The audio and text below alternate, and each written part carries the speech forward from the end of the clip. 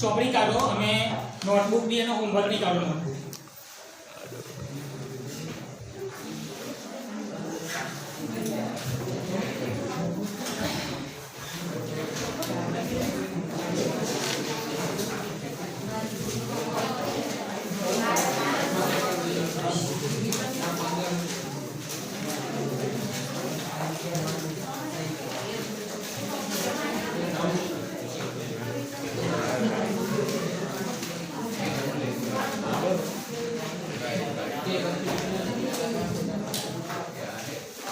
जो पहला સાંભળો ભાઈ રિવિઝન સ્ટાર્ટ એટલા માટે કરું છે આપણે કે જે ચેપ્ટરનો લેક્ચર આપણે પૂરા થઈ ગયા છે એ પ્રમાણે ફર્સ્ટ થી હજુ ઘણા વિદ્યાર્થીઓ એવા હશે કે જેને ચેપ્ટર 1 થી રિવિઝન કે કોઈ તૈયારી હશે જ નહીં. આપણે નવમા ધોરણમાં ખબર છે કે આપણે જે પ્રમાણે ચેપ્ટર ચલાવશું એ પ્રમાણે પ્રશ્નોના જવાબ આપણે તૈયાર કરતા. તે લોકો માટે હજુ એક ઓપ્શન એવો છે કે જેટલા પ્રશ્નો ક્લાસમાં થશે એ પ્રશ્નો તમારો બેનિફિટ.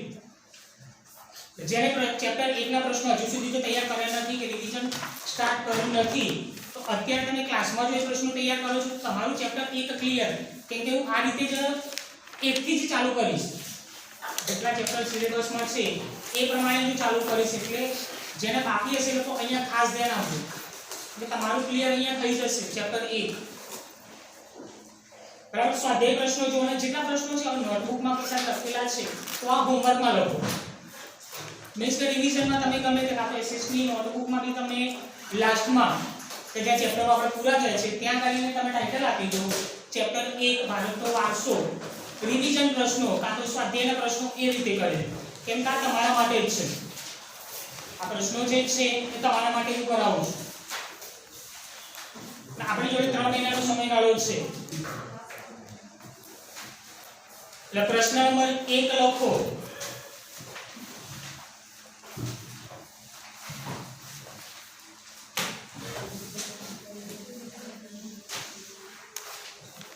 પહેલો પ્રશ્ન જે છે સ્વાધ્યાયનો કે સવિસ્તાર ઉત્તર આપો. એમાં પહેલો પ્રશ્ન છે જો આર્ય અને દ્રવિડ સંસ્કૃતિની વિગતો સ્પષ્ટ કરો. આર્ય અને દ્રવિડ સંસ્કૃતિની વિગતો સ્પષ્ટ કરો.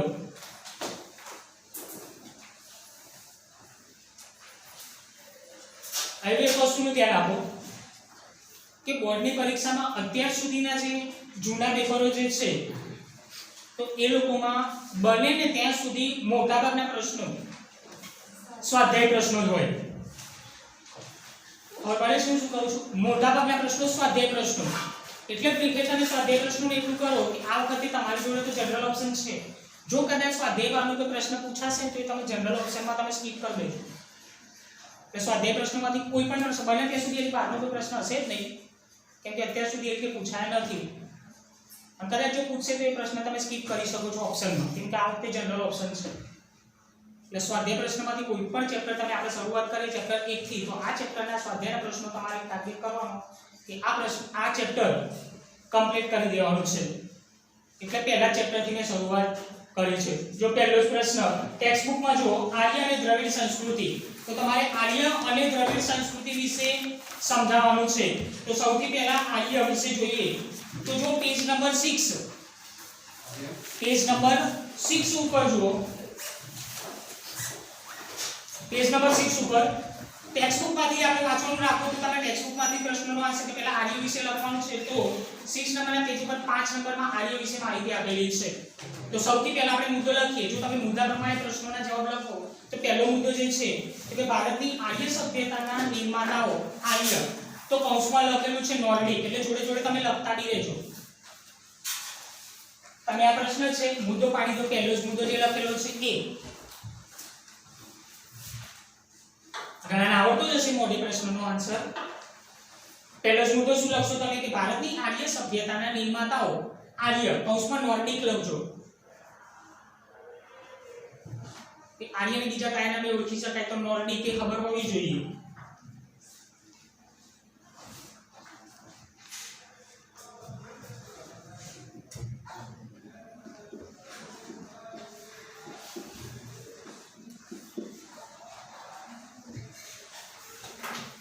ત્યાર પછી બીજો મુદ્દો છે કે પ્રાચીન કાળમાં હિન્દુઓ આર્ય કહેવાતા, ત્યાંની મુખ્ય વસ્તી જે પ્રદેશમાં હતા તે પ્રદેશને આર્યવર્ત નામ આપવામાં આવ્યું.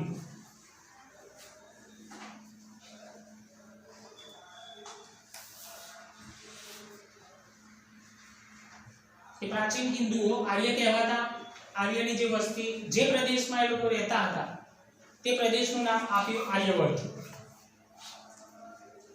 તે પ્રદેશને આર્યવર્ત નામ આપવામાં આવ્યું. જેટલા મુદ્દા બોલું છું મુદ્દા પ્રમાણે જ લખજો. પછીનો મુદ્દો કે આર્ય વસ્તી જે છે એટલે કે આર્યો જે છે ભારતમાં આવ્યા ત્યાંથી, તો લોકો એમાં કે આર્ય જે છે સૌપ્રથમ વાયવ્ય ભારતમાં હતા. પ્રજા લખો, આર્ય વસ્તી બી લખી શકો તમે. આર્ય પ્રજા સૌપ્રથમ વાયવ્ય ભારતમાં હતા. હવે એમાં જ લખવાનું છે કે જ્યાં એટલે કે જે આર્ય પ્રજા વસ્તી હતી ત્યાં 7 મોટી નદીઓ વહેતી હતી. ત્યાં 7 મોટી નદીઓ વહેતી હતી.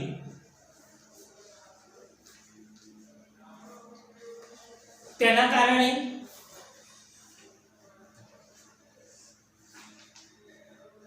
તેમણે તેને સપ્તસિંધુ નામ આપ્યું છે. 7 મોટી નદીઓ વહેતી જેના કારણે સપ્તસિંધુ નામ આપેલું છે.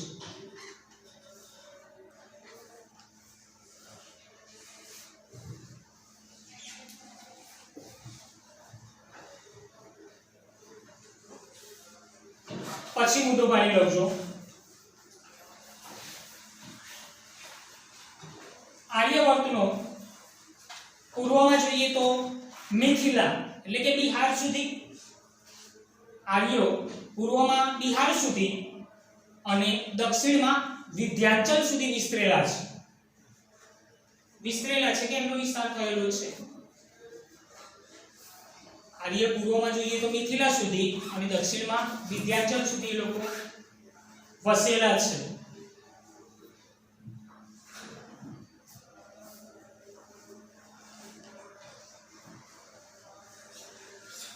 આગળ લખો આર્ય ભરત રાજા કે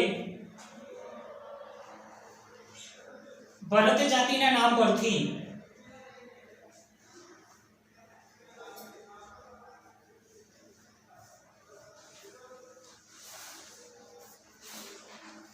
આ વિશાળ પ્રદેશ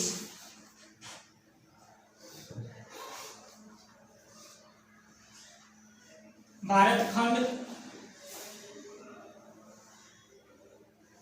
ભારતવર્ષ અને ભારત જેવા નામોથી ઓળખાવા લાગ્યો.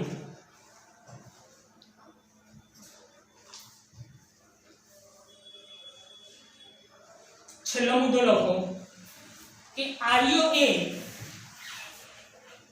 પ્રકૃતિ પ્રેમી હતા. આર્યો એ પ્રકૃતિ પ્રેમી હતા. તેઓ વૃક્ષો, પહાડો, સૂર્ય એટલે કે સૂર્ય, વાયુ, નદીઓ, વરસાદ વગેરેની પૂજા કરતા હતા.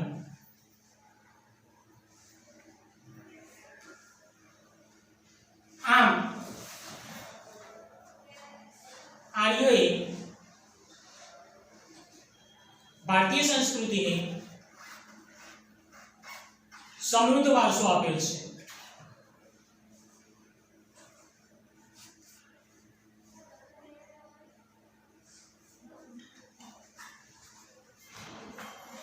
પ્રશ્ન આપણો જે હતો એ કે આર્ય પ્રજા અને દ્રવિડ પ્રજા વિશે આપણે માહિતી આપવાની છે. આર્ય પ્રજા વિશે આપણે શરૂઆતમાં મુદ્દા કે આપણે આર્ય વિશે તૈયાર કરીએ તો આર્ય પ્રજા વિશે તમારે લખવાનું છે તો સૌથી પહેલા તો આર્ય કે જેને આપણે નોર્ડિક કહીએ કે નોર્ડિક તરીકે લોકો ઓળખાતા.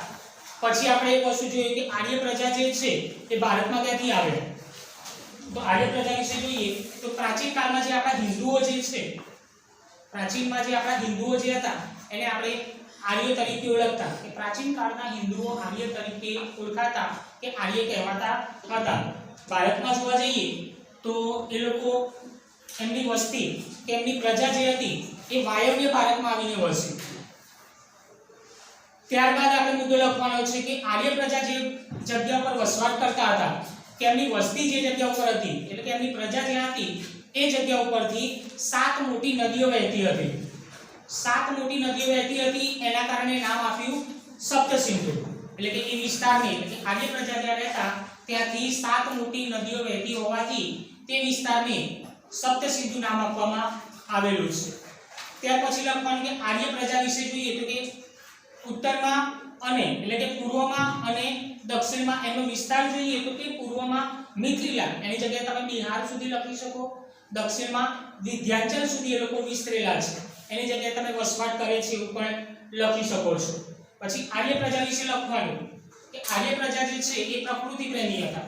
પ્રકૃતિ એટલે આપણે ભાષામાં જોયેલું છે કે વારસો જે છે પ્રાકૃતિક અને સાંસ્કૃતિક. પ્રાકૃતિકમાં શું આવે કે આર્ય પ્રજા જે છે એ પ્રકૃતિ પ્રેમી હતા. તો પ્રકૃતિ પ્રેમી હતા તે લોકો સૂર્યપ્રકાશ છે, વરસાદ છે, પહાડો છે, નદીઓ છે, વાયુ છે એની એ લોકો શું કરતા પૂજા કરતા હતા. આમ આર્ય પ્રજાએ ભારતીય સંસ્કૃતિને સમૃદ્ધ વારસો આપ્યો છે. આ તમારું આર્ય પ્રજા વિશેની માહિતી પૂરી થઈ. હવે લખવાનું છે દ્રવિડ પ્રજા.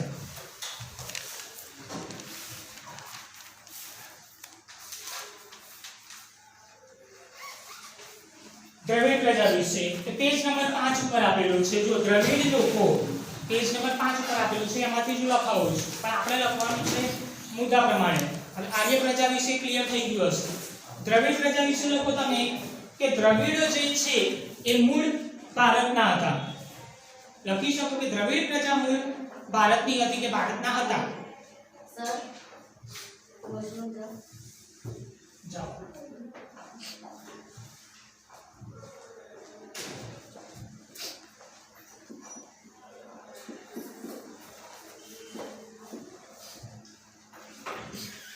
પછી આમાં જ લખજો એ જ મુદ્દામાં કે દ્રવિડો મૂળ ભારતના હતા. તેમણે મોહેંજો-દડો અને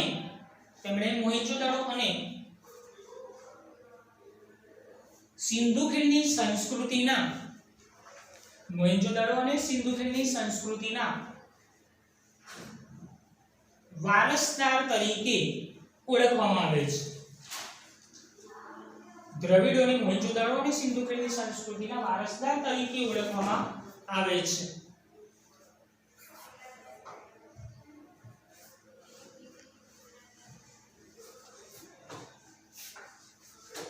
પછી મુદ્દો પાડ્યો આગળ દ્રવિડોમાં જ. દ્રવિડો માતા રૂપે દેવી એટલે પાર્વતી. દ્રવિડો માતા રૂપે દેવી એટલે પાર્વતી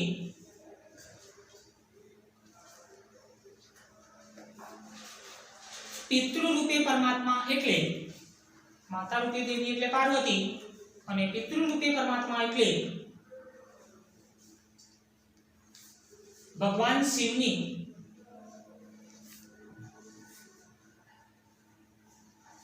પૂજા કરવાની સમજ આપે છે. પિતૃ રૂપે પરમાત્મા એટલે કે ભગવાન શિવની પૂજા કરવાની સમજ આપે છે. મુદ્દો ચેન્જ કરી નાખજો. હવે દ્રવિડોએ ધૂપ દીપ અને આરતીથી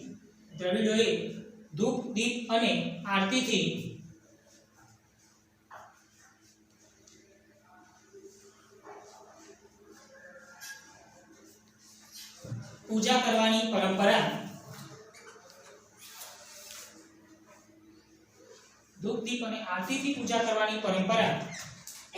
આપી હોવાનું મનાય છે. ધૂપ દીપ અને આરતીથી પૂજા કરવાની પરંપરા આપી હોવાનું મનાય છે.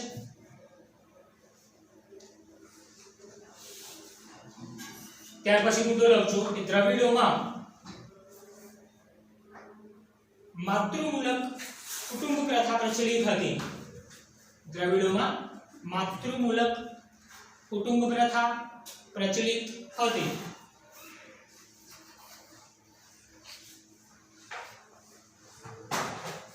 તેઓ અવકાશી ગ્રહોના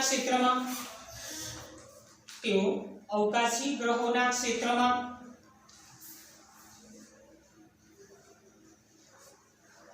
અને વિવિધ કલાઓ જેવી કે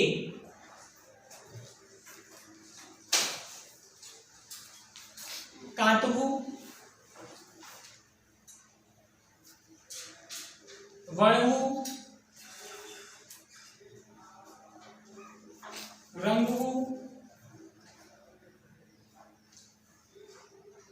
વગેરે કલાઓમાં પ્રદાન આપ્યું છે.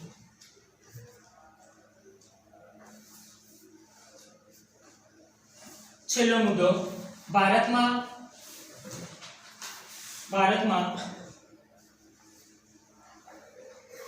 દ્રવિડ કુળની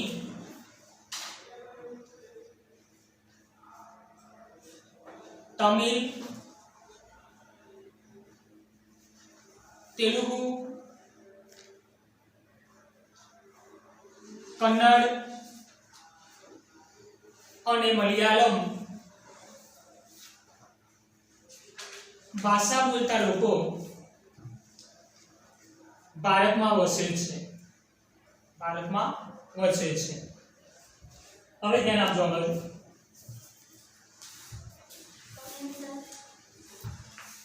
દ્રવિડો વિશે જોઈએ, આર્ય વિશે જોઈ લીધું. દ્રવિડો વિશે સૌથી પહેલા આપણે એમના વિશે માહિતી આપવાની, જે જ રીતે આપણે આર્યમાં આપી હતી એ જ રીતે. પહેલો જ મુદ્દો જે તમે લખ્યો છે એ કે દ્રવિડો જે છે એ લોકો મૂળ ભારતના હતા. દ્રવિડો જે છે એ મૂળ કેના હતા? ભારતના હતા. દ્રવિડોની હું તમને વાત કરું તો સૌથી પહેલા આપણે જોવા જઈએ તો કે જે પૂજા પાઠ એટલે કે ધાર્મિક પરંપરાના જે નિયમો છે, ધૂપ દીપ આરતી અગરબત્તી કે બધું જે છે, બધી જ શરૂઆત જે છે એ દ્રવિડ પ્રજાએ કરી હતી. સૌથી પહેલો મુદ્દો તમારે લખવાનો છે કે દ્રવિડો મૂળ ભારતના હતા.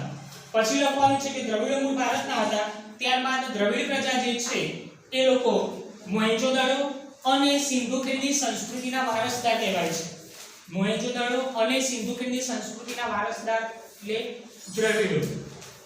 દ્રવિડો જે છે એ મોહેંજો-દડો અને સિંધુ ખીણની સંસ્કૃતિના વારસદાર તરીકે ઓળખવામાં આવે છે. બીજો મુદ્દો થયો. ત્યાર પછી આગળ દ્રવિડ વિશે લખવાનું કે દ્રવિડ પ્રજા વિશે જોઈએ તો કે ધાર્મિક પરંપરામાં માનતા તો કે માતા રૂપે દેવી એટલે કે માતા પાર્વતીની પૂજા કરવાનું કહે છે. માતા રૂપે દેવી એટલે કે પાર્વતી અને પિતૃ રૂપે પરમાત્મા એટલે ભગવાન શિવની પૂજા કરવાનું કહે છે.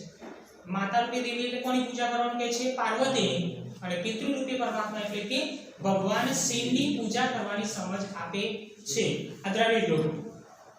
પછી આગળ જે મુદ્દો જોઈએ, દ્રવિડ લોકો જે છે એ લોકોએ ધૂપ દીપ અને આરતીથી પૂજા કરવાની જે પરંપરા જે છે, અત્યારે આપણે ધૂપ દીપ અને આરતીથી જે ભગવાનની કે માતાજીની જે આપણે પૂજા કરીએ છીએ, આ પરંપરાની શરૂઆત કરી હતી કોણે? દ્રવિડોએ. દ્રવિડોએ ધૂપ દીપ અને આરતીથી પૂજા કરવાની પરંપરા શરૂઆત કરી હતી, લખી શકાય.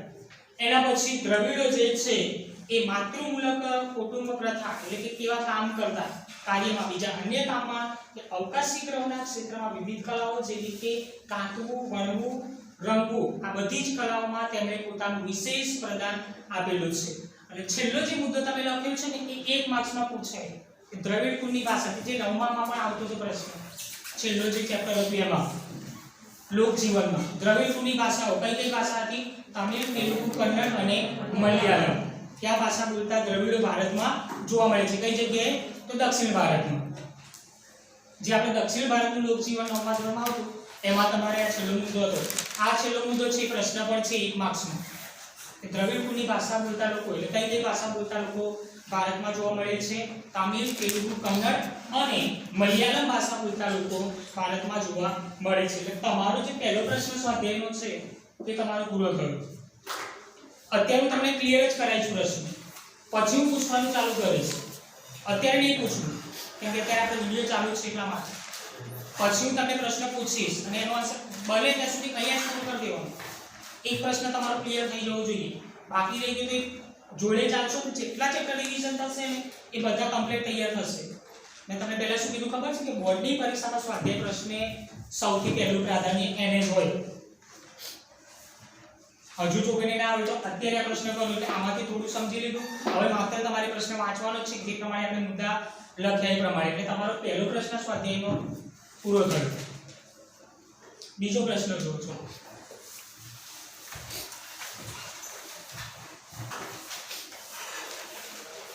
મોસ્ટ આઈએમપી પ્રશ્ન તો બોર્ડની પરીક્ષામાં 2 થી 3 વાર પૂછાયેલો પ્રશ્ન. જૂના તમે પેપરો જોશો કાં તો પેપર અસાઇનમેન્ટો જે એમાં આ પ્રશ્ન હોય જ કે સંસ્કૃતિનો અર્થ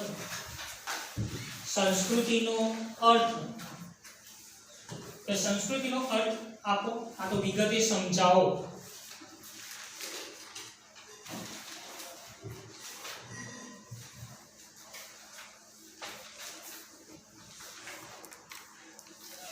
શરૂઆતમાં છે પેજ નંબર 1 ઉપર જ આપેલું છે સંસ્કૃતિનો અર્થ. હવે પરીક્ષામાં છે ને પ્રશ્ન મેં તમને પહેલા દિવસે જે લોકો હતા એ લોકોને કીધું હતું કે પ્રશ્ન આટલો ટ્વિસ્ટ કરે એટલે તમને આવડતું હોય ને છતાં પણ તમારું માઇન્ડ ડાયવર્ટ કરે. કઈ રીતે ડાયવર્ટ કરે કે દાખલા તરીકે પ્રશ્નમાં જે છે જેમ કે દ્રવિડ પ્રજામાંથી આ લોકોએ કોઈ પણ મુદ્દો ઉઠાઈ લીધો અને એ મુદ્દો જે આન્સરમાં છે ને એ આન્સરને તમારો પ્રશ્ન બનાવી દે. તમારો જે આન્સર છે એને પ્રશ્ન બનાવી દે. સંસ્કૃતિમાં હું તમને એક ઉદાહરણ આપું કે કઈ રીતે પૂછે કે જીવન જીવવાની રીત. સંસ્કૃતિ એટલે જીવન જીવવાની રીત સમજાવો. સંસ્કૃતિનો અર્થ આ જ પ્રશ્ન કઈ રીતે પૂછે કે સંસ્કૃતિ એટલે જીવન જીવવાની રીત સમજાવો. આ તો સ્પષ્ટ કરો એ રીતે પ્રશ્ન પૂછે. તમારે લખવાનો આન્સર સંસ્કૃતિનો અર્થ. લખો એનો પહેલો જ મુદ્દો પાડીને પેજ નંબર 1 ઉપર જોતા રહેજો એટલે એમાં જ છે આન્સર. સંસ્કૃતિનો અર્થ પહેલો મુદ્દો. સંસ્કૃતિ એટલે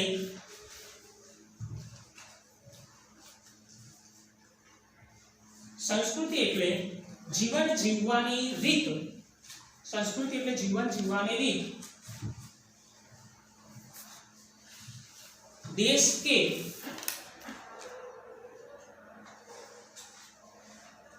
समाज में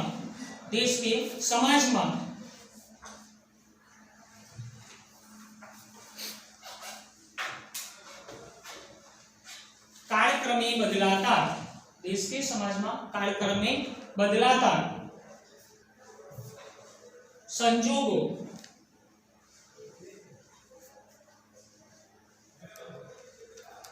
अनुसरवा અને જનજીવનમાં આવતા પરિવર્તન સુધારા સામાજિક નીતિ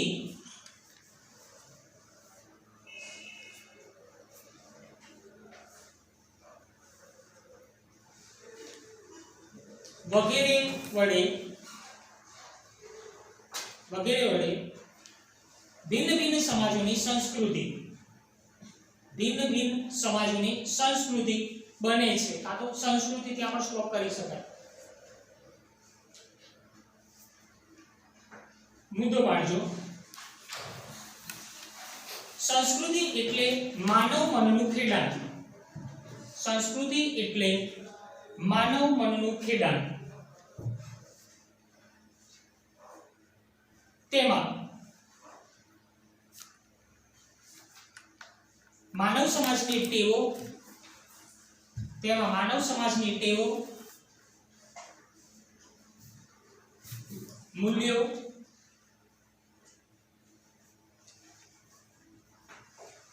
આચાર વિચાર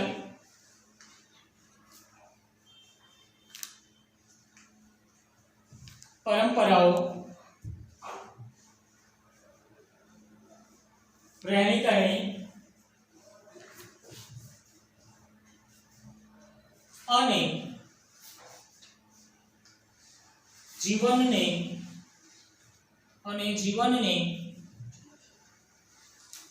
ઉચ્ચતમ ધ્યેય સુધી લઈ જતા આદર્શોનો સરવાળો. ઉચ્ચતમ ધ્યેય સુધી લઈ જતા આદર્શોનો સરવાળો.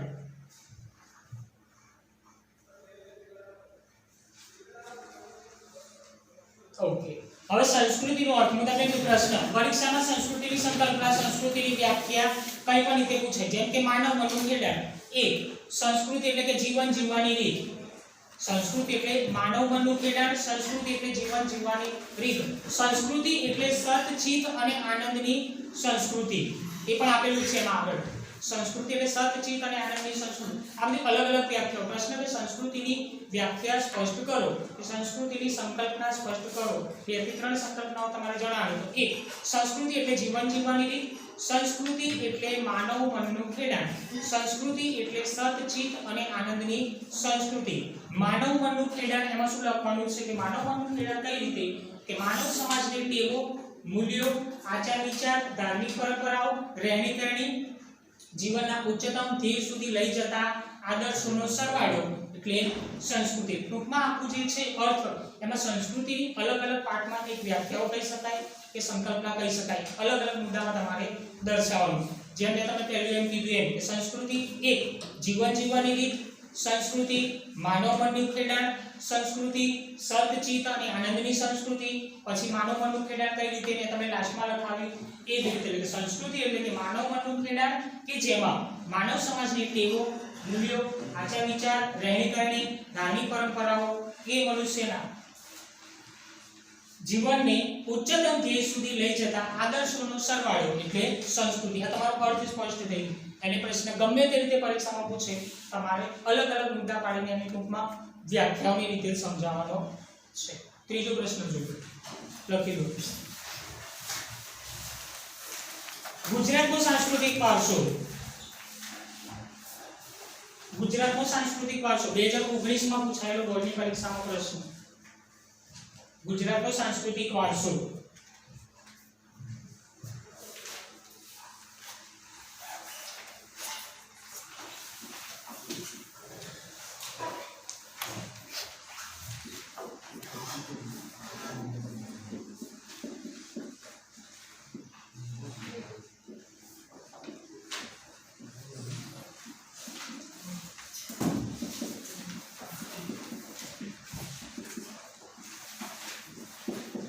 ગુજરાતનો સાંસ્કૃતિક વારસો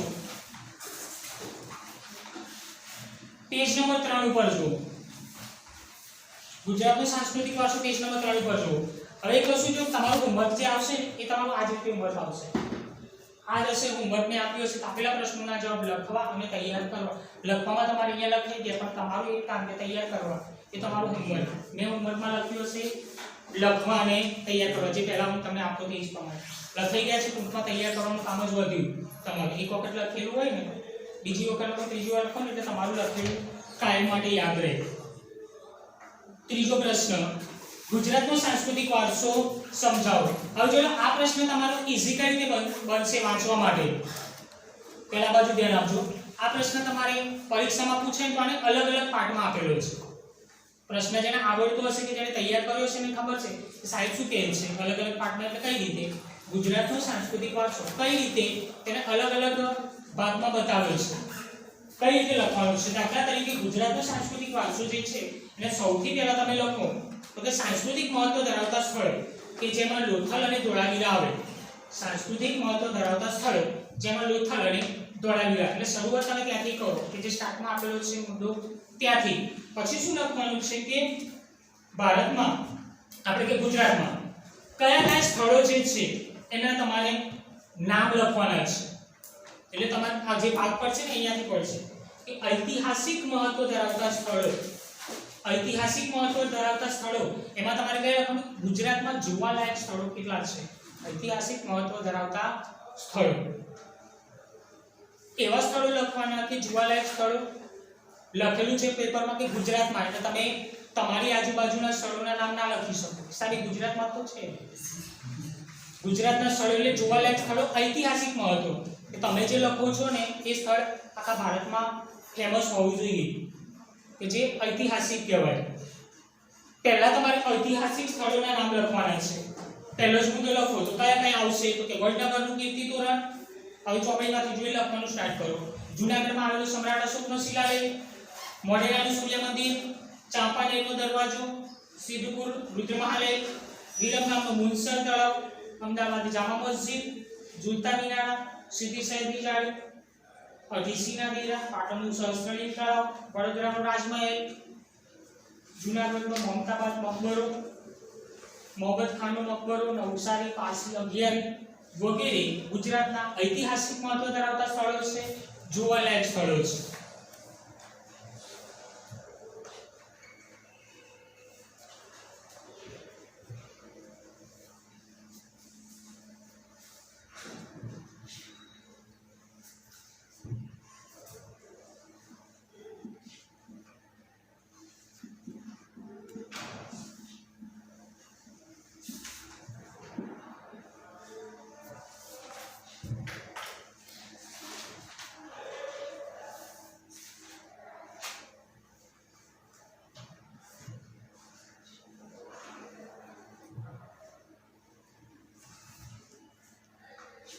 ત્યાર પછી આ બાજુ ધ્યાન આપજો એ તમે પછી લખજો વાંધો નહીં. એના પછી તમે શું કરવાનું છે કે ઐતિહાસિક મહત્વ ધરાવતા સ્થળોના તમે નામ લખીને આપો છો. એના પછી તમારે ડાયરેક્ટ લખવાનું છે ધાર્મિક મહત્વ ધરાવતા સ્થળો. ધાર્મિક મહત્વ ધરાવતા સ્થળો એટલે કે ટૂંકમાં તમને ખબર છે કે મંદિરો આવે. શું આવે? મંદિરો. તો ગુજરાતમાં ફેમસ મંદિરો એટલે કે પ્રચલિત ઐતિહાસિક જે મંદિરો જે છે એના તમારે નામ લખવાના છે. ટાઇટલ શું આપવાનું છે કે ધાર્મિક મહત્વ ધરાવતા સ્થળો. પહેલા આપણે લખ્યા ઐતિહાસિક એટલે કે જોવાલાયક સ્થળો. બીજા તમે લખો છો એ ધાર્મિક મહત્વ ધરાવતા સ્થળો. જેમ કે તમે લખો કે સોમનાથ મંદિર જે છે એ ધાર્મિક મહત્વ ધરાવતા સ્થળોમાં સોમનાથનું મંદિર છે. એ જ રીતે અંબાજી મંદિર છે, બહુચરાજી મંદિર છે, ચોટીલા મંદિર છે, પાવાગઢ મહાકાળી માતાજીનું મંદિર છે, પાલીતાણા છે. આ બધા ધાર્મિક મહત્વ ધરાવતા સ્થળો છે. એની જગ્યાએ તમે તીર્થ સ્થાનો પર શબ્દ લખી શકો છો.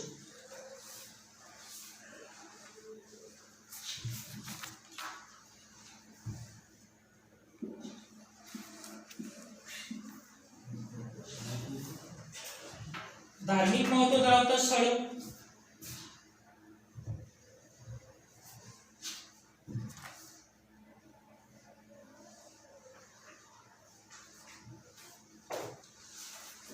પછી આ બાજુ આપજો ધ્યાન.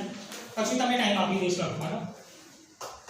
ધાર્મિક મહત્વ ધરાવતા સ્થળો. ત્યાર પછી તમારે લખવાના છે પ્રવાસન સ્થળો. પ્રવાસન સ્થળ એટલે કઈ રીતે? જેમ કે કચ્છમાં રણોત્સવ છે અત્યારે જે કચ્છમાં રણોત્સવ ચાલે છે એ પ્રવાસન સ્થળમાં આવે. રણોત્સવ આવે, પછી કાંકરિયા કાર્નિવલ આવે, પતંગોત્સવ આવે. એ તમારે પ્રવાસન સ્થળોમાં લખવાના છે. કે ધાર્મિક સામાજિક પ્રવાસનલક્ષી સ્થળોમાં કોડો, વિજયનગર, સાબરકાંઠા પતંગોત્સવ, કાંકરિયા કાર્નિવલ, તાનારીરી મહોત્સવ આ બધા રણોત્સવ છે પ્રવાસનલક્ષી સ્થળોમાં. અલગ આપેલું છે કે જૈન અને બૌદ્ધ પ્રવાસનલક્ષી સ્થળોમાં ગુજરાતમાં જૈન અને બૌદ્ધ ધર્મનો પ્રચાર પ્રસાર વિસ્તરેલો છે. જેના આધાર સ્વરૂપે ગુજરાતમાં વડનગર છે, તારંગા છે, ખંભાળિયા કે જે ગુફાઓમાં આવે છે તે, જૂનાગઢ, શામળાજી, કોટેશ્વર, તળાજા, ડાંગ, ઝઘડિયા વગેરે સ્થળો કે જે બૌદ્ધ ગુફાઓ જે છે બૌદ્ધ અને જૈન પ્રવાસન સ્થળો છે. એટલે તમારે આ જ રીતે લખવાનું છે ઐતિહાસિક, ધાર્મિક અને પ્રવાસનલક્ષી સ્થળો કે જે ટેક્સ્ટબુકમાં આપેલો છે. અલગ અલગ મુદ્દા પાડીને તમારે દર્શાવવાનો છે.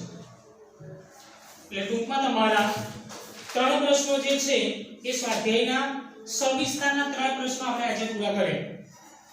સ્વાધ્યાયના 3 પ્રશ્નો સુધી રાખીએ છીએ. અહીંયા સુધી 3 પ્રશ્નો સુધી. આ 3 પ્રશ્નો તૈયાર કરવાના અને લખવાના હોમવર્કમાં. ક્લિયર?